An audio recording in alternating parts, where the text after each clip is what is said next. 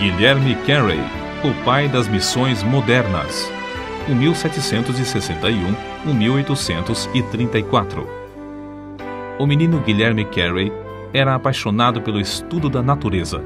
Enchia seu quarto de coleções de insetos, flores, pássaros, ovos, ninhos, etc.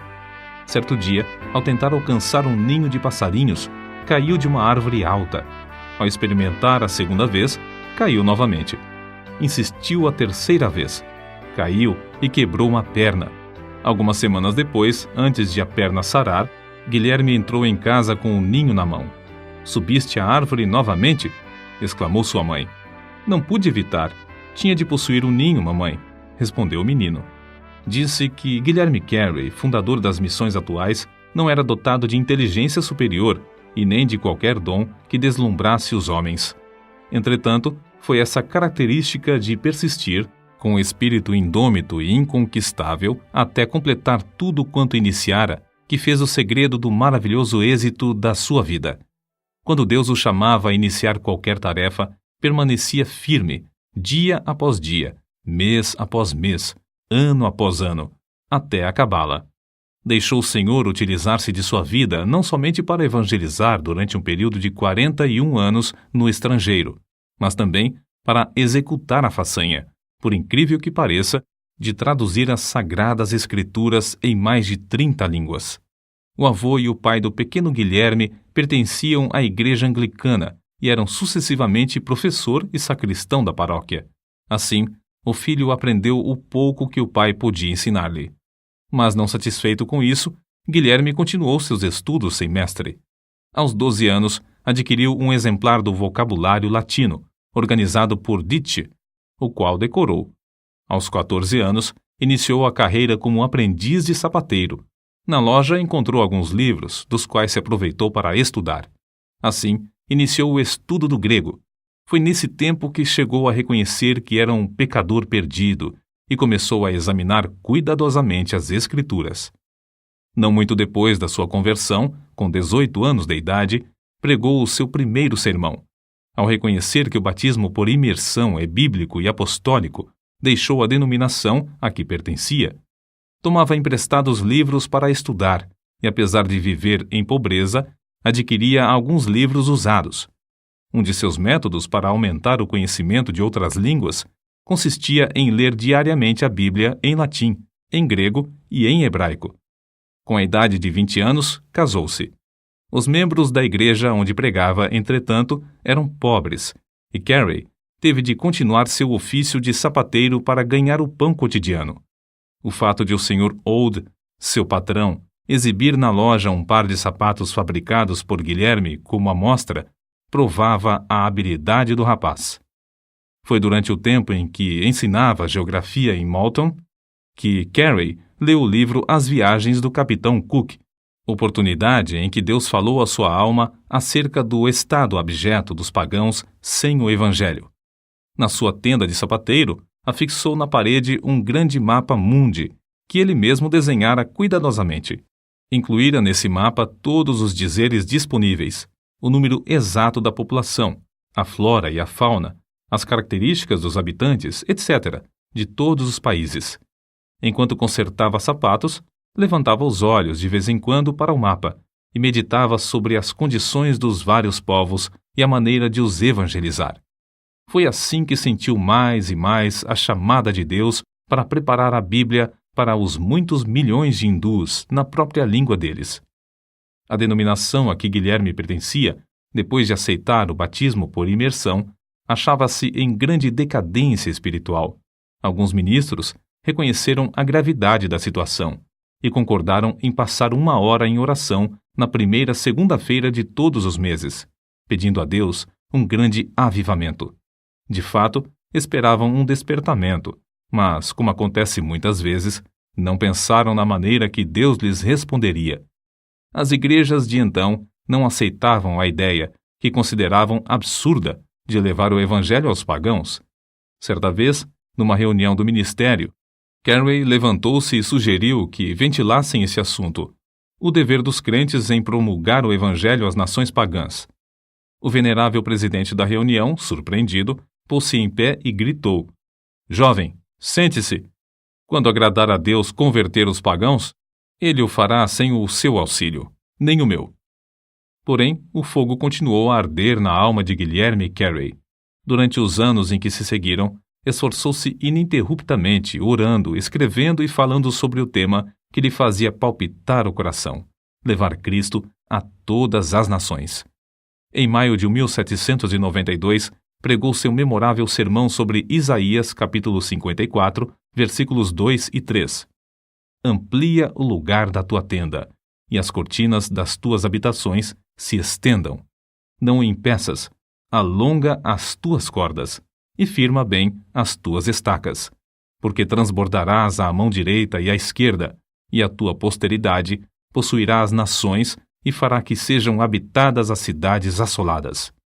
Discursou sobre a importância de esperar grandes coisas de Deus, e em seguida enfatizou a necessidade de tentar grandes coisas para Deus. O auditório sentiu-se culpado de negar o evangelho aos países pagãos, a ponto de levantar as vozes em choro. Foi então organizada a primeira sociedade missionária na história das igrejas de Cristo para a pregação da palavra de Deus entre os povos nunca evangelizados. Alguns, como Brainerd, Eliot e Schwartz, já tinham ido pregar em lugares distantes, mas sem que as igrejas se unissem para sustentá-los. Apesar de a sociedade missionária ter sido o resultado da persistência e esforços de Carey, ele mesmo não tomou parte na sua formação.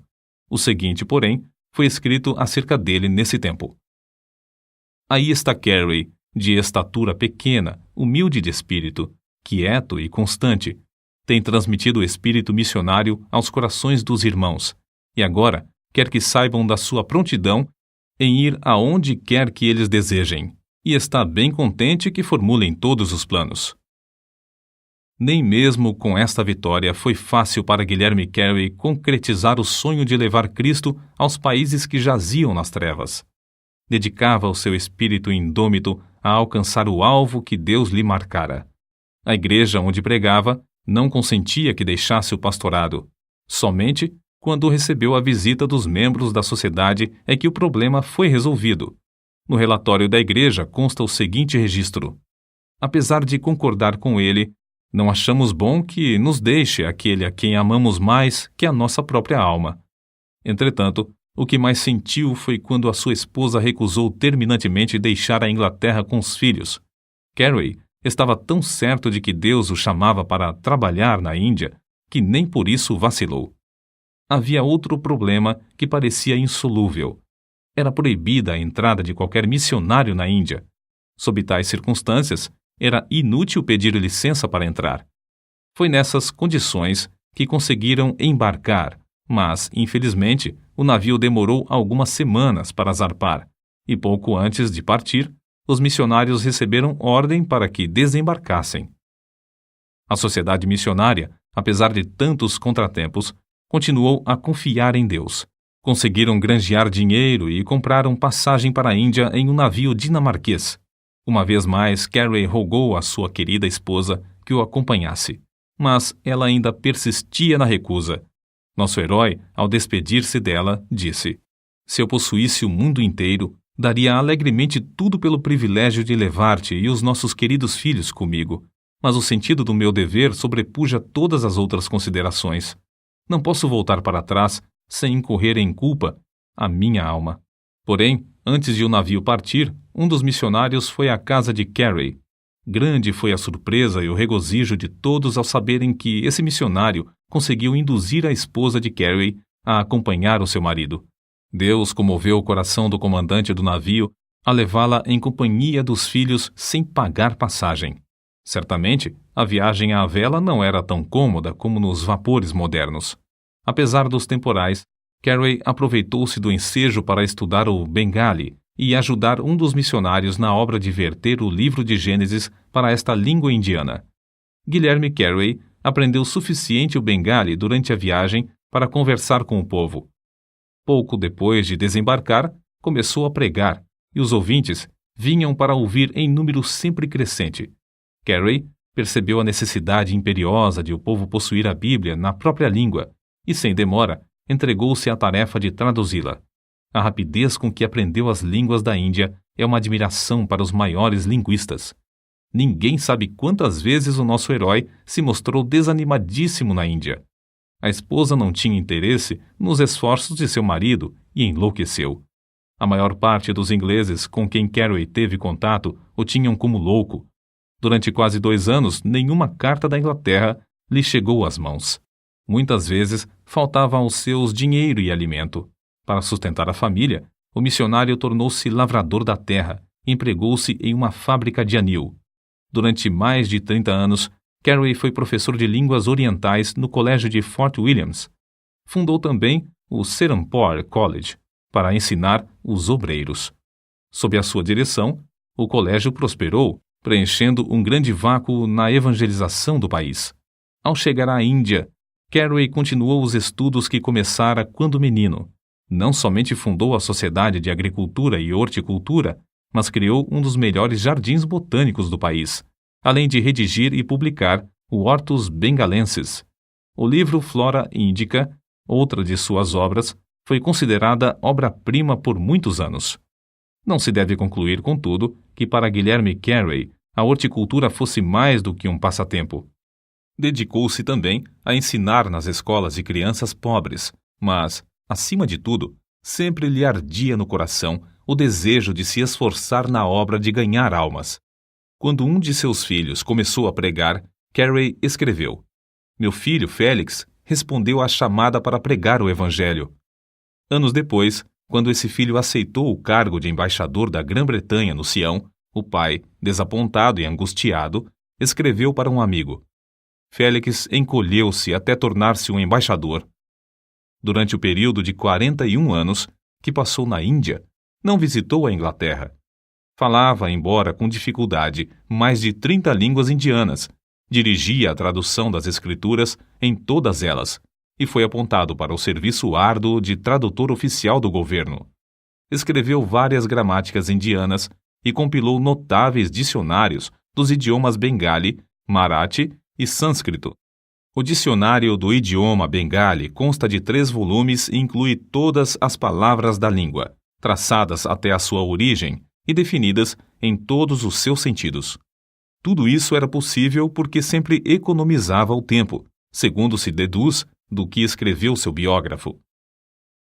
Desempenhava essas tarefas hercúleas sem pôr em risco a sua saúde, aplicando-se metódica e rigorosamente ao seu programa de trabalho, ano após ano. Divertia-se passando de uma tarefa para outra.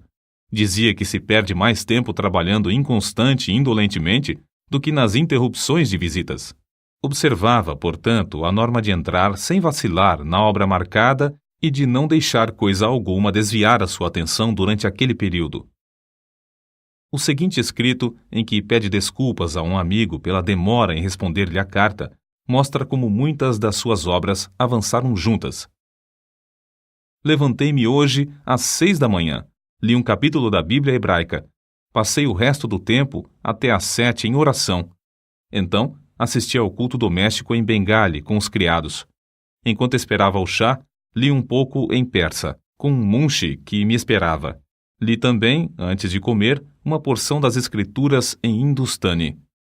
Logo depois de comer, sentei-me com um pundit que me esperava, para continuar a tradução do sânscrito para o Ramayana.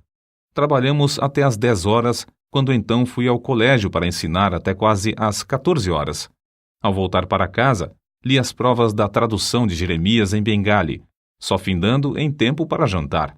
Depois do jantar, traduzi, ajudado pelo pundit-chefe do colégio, a maior parte do capítulo 8 de Mateus em sânscrito.